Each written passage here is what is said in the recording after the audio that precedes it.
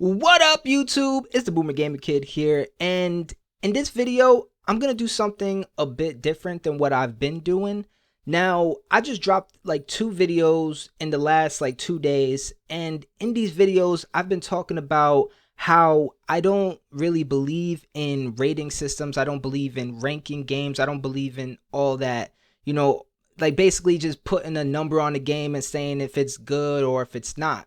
Now, I seen that I generated a bit of interest with, with saying this. So I just kind of want to expand on the subject a bit. Now, again, this isn't scripted, so I'm just going to be just winging it and just talking about it. But before I go into this subject, if you like this kind of content, if you believe in me, if you think that this is some good stuff, then, hit a like on this video, comment and tell me, and, maybe hit that subscribe button.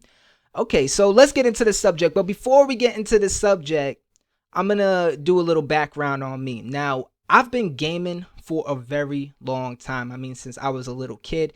Those who have subscribed to me, those who have watched my videos, you guys have seen me, talk about Nintendos and, gamer rage and all that stuff. Now, that's all true. This is stuff that, I have been through. I am a late 80s baby. I was born in 88. I started, my first system was the Super Nintendo. And then, I worked up to the N64. I've had the PlayStation 1, PlayStation 2, PlayStation 3, Xbox. I've had a lot of systems. I've even done some PC gaming. So it's just safe to say that over my lifetime, I have played a lot of games. I've played so many games. I mean, I can't even give you a number. I mean, like it's in the hundreds, maybe somewhere in the thousands, not in the thousands, but it's up there, man. It's very up there. Now, does this, just because I played a lot of games in my life, like, does this does this qualify me to be a game critic? Now, I don't know. I mean, like, because if you look at game critics nowadays, people who are reviewing games, people who are big on YouTube or magazines, like, these people, they claim that they've been playing video games for a long time, so it qualifies them as a game critic. It's their profession. They're a professional at, at basically critiquing games. And these sources, stuff like, Gamer Rants or GameSpot and IGN and, some big YouTubers out there, like ACG, Angry Joe, just to name a few, maybe Dreamcast guy. I don't know, just a lot of big names.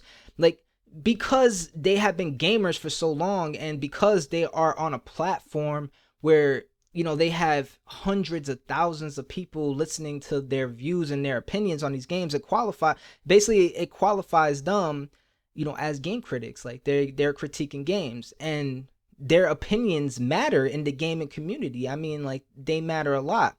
Now, the reason why I don't believe in this so much is because, just like I said, I've played a lot of video games in my life. And I mean, I'm not just an RPG. I'm not just an RPG guy or a shooter guy. Like, I've played all types of games. Like, all types of games, dude. Like, I've played, farming games and survival games, FPSs, RPGs, like whatever you could think about, I have tried and dipped my toes in. And, I've liked a lot of these games. I've hated a lot of these games. I've loved a lot of these games. I was so with some of these games. So my point is that if I was a game critic, and because these game critics out here, they have tons of games. All these games that come out, they're reviewing these games. So if I was a game critic, and let's say I'm playing a game that is a first person shooter, and, I like first-person shooters. I've played a lot of first-person shooters, but maybe I'm not the biggest first-person shooter fan.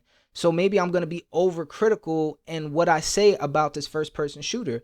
Now, what I mean by that is just that just because you've played a lot of games and just because you dipped your toes into a lot of games doesn't mean that you're the know-all, tell-all of all video games, because, deep down you might not be a fan of every single type of genre. You might not be a fan of every single game. So sometimes, your critiques could come out overly critical, or sometimes you might be a fan of that game. So your critiques can come out, you can be soft on it. You could give it just high scores because you're a fan of that stuff. That could be kind of like not dangerous so much, but it can be misleading, because if you're on a big platform where your fans obviously trust your judgment and you're giving them a biased review because of, because, maybe you're not feeling the game so much, or maybe you're not feeling the developer, or there's some, like maybe you're giving a biased review and your fans are taking it at face value. They're believing this stuff. So, and you're hurting the chances that maybe, there's some people in your fan groups that might enjoy that game, or, might not enjoy that game, so I think it's just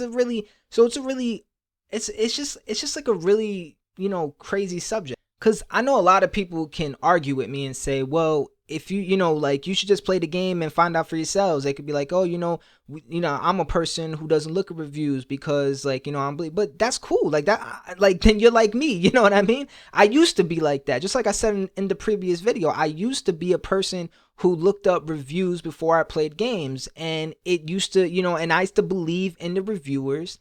And, it used to change my mind about how I thought about video games. So I know how powerful these game critics truly are. And that's just my first reason. Because not only are they, basically they could change the minds of the fans, but they have, like, game critics have so much sway over the gaming industry as a whole.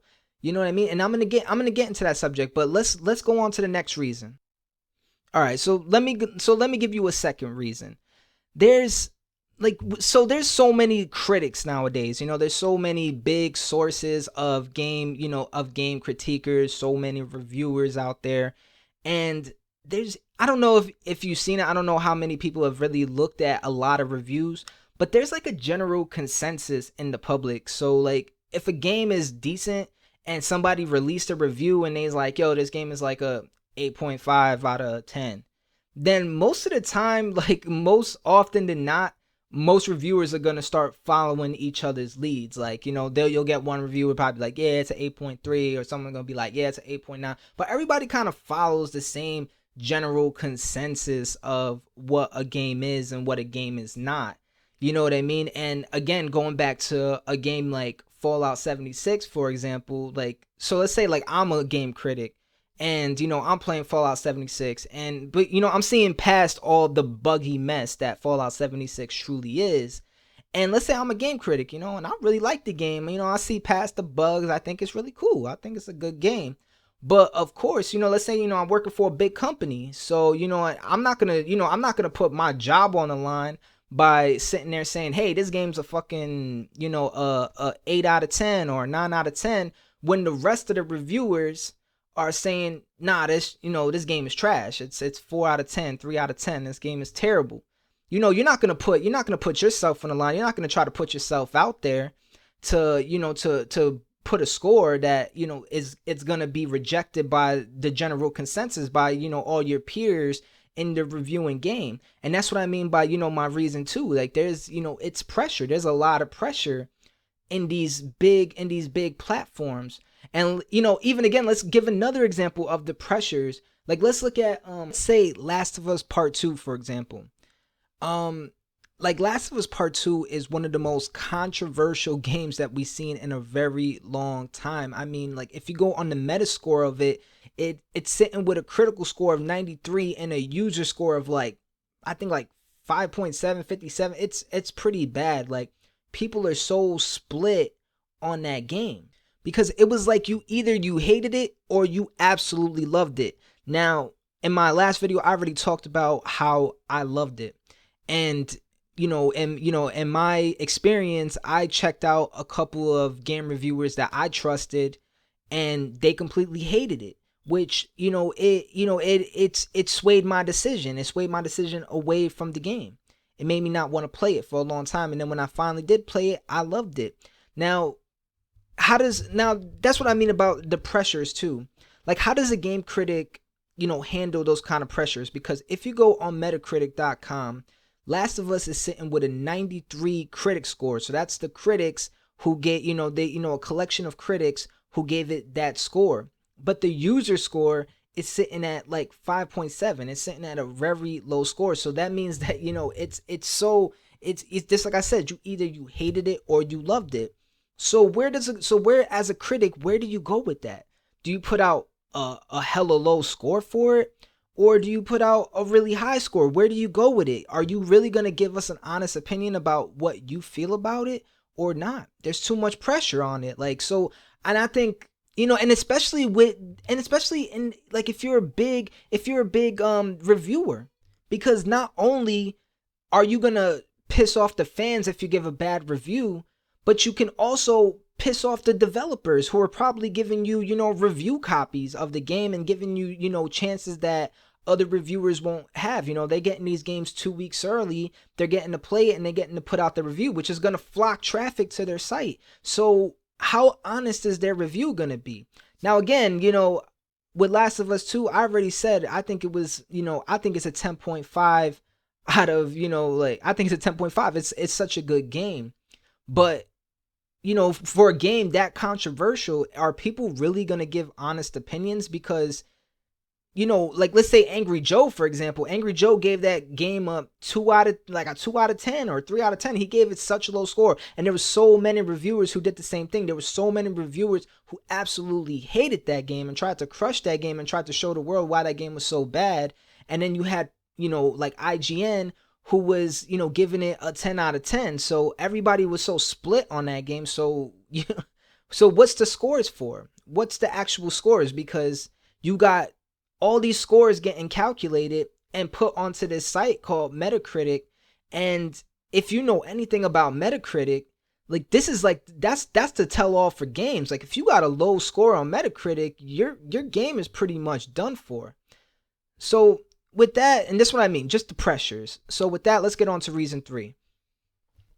All right, so let's go on to my last reason here. Now, I know I've been sitting here bashing on critics a lot, but, before I get into reason 3, I just want to say that not all reviewers are bad. Not all reviews are terrible. Like, there's a lot of times that reviewers are getting stuff right. There's so many times that they're getting stuff right, but there is some times where they're getting stuff wrong. And this is where I come to reason 3.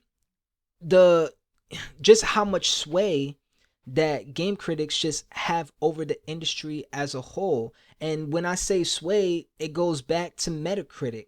Now, let's give like the biggest example I can give you. Days Gone. Now, when Days Gone first came out, I played it when it first came out. The game wasn't perfect. It had a lot of bugs. There was a lot of things wrong with it, but the bones of the game, like the actual game, was really good and I was enjoying the game. But reviewers basically like eviscerated it. They just sat there and they gave it terrible scores right from the jump.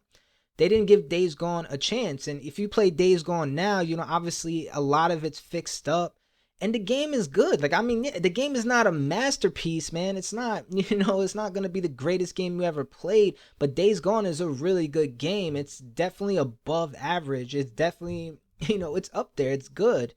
But if you look at Metacritic, Days Gone is sitting at 73. It's sitting at a really low score. And if anybody knows anything about Metacritic, like, it affects these games. It affects these developers. And especially Days Gone, which, it's the first game. It's not a franchise or anything yet. Well, it wants to be a franchise, but that score has, like, basically it made it so Sony didn't want to make a Days Gone 2. And the crazy thing about it is that it's sitting with a 73 Metascore, like, the critical score, but the user score is pretty high. I can't remember what the user score is, but it's pretty high up there because people enjoyed that game. And it's even gotten to the point now, I don't know exactly where it's at right now, but I know they had people signing a petition to actually make a Days Gone 2, which I actually should sign that petition because I would love to see a Days Gone 2. I think it's a really good game. I think it deserves a part 2. I think the developers put a lot of work into that game, and it was an open world zombie third person shooter. It was cool.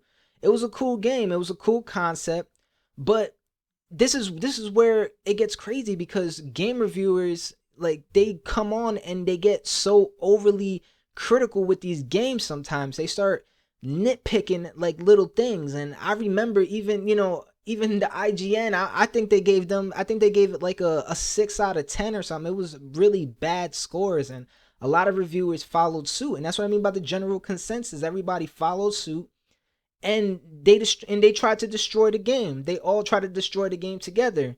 But Days Gone was too resilient. The sales just kept going up. People kept buying it, and people liked it. And now you can go on YouTube and find a lot of videos people defending that game, saying that game reviewers got it wrong. And that's the number three, like the absolute power that this small, like this small amount of, and these small amounts of people have so much sway over if a game is gonna do good or not. I mean, not all the time, obviously, because, just like I said, they couldn't, they tried to bring Days Gone down, but they just couldn't. The game kept going up. And there's a lot of games that critics have tried to pull down, and these games are still, flying high. Look at No Man's Sky. Everybody hated that game when it came out. And, and what happened? Hello Games literally has taken No Man's Sky to the next level. Like sometimes you got to give these developers a chance to breathe. Yeah, okay, like Seth Meyers, or I believe it's Seth Meyers, he lied a lot when No Man's Sky came out. There was a lot of lies that came out. Same thing with the same guy, the same thing with Bethesda. I think it's Todd Howard, I think is his name. But he made a lot of lies with Fallout 76, and like in the game wasn't what it was. But there's still a dedicated group of players who are playing these games, who still love these games. So what's the scores for? What's the scoring system for? Like, I know in our society we need to know if something's good or if something's bad. So there needs to be a rating system. But in the gaming world, I don't think that applies, because just like I said, like one person can see a game and hate it, the other person is gonna love it. So again, what's the score for? Like, what is truly the score? The score absolutely means nothing. And I know this just turned into like almost a 20-minute video, but basically that's what it all boils down to. That's what I think about. That's why I think about the rating system. That's why I think about, just reviewing and, just sitting there and, critiquing. This is just my thoughts on it. Now, I know a lot of people are not going to make it to the end of this video. You guys probably turned me off a long time ago. But if you did make it to the end of this video, I want to ask you, like, what's your thoughts on this? Do you believe in game critiquing? Do you believe in scores? And if you do or you don't, why? And with that, I'm just gonna sign off, because again, I made this thing way too long. And so I'm gonna sign off with that. This is the Boomer Gaming Kid, signing off. God bless, stay safe, and I'll see you guys on the next one. If you made it this far, man, thanks for listening to me.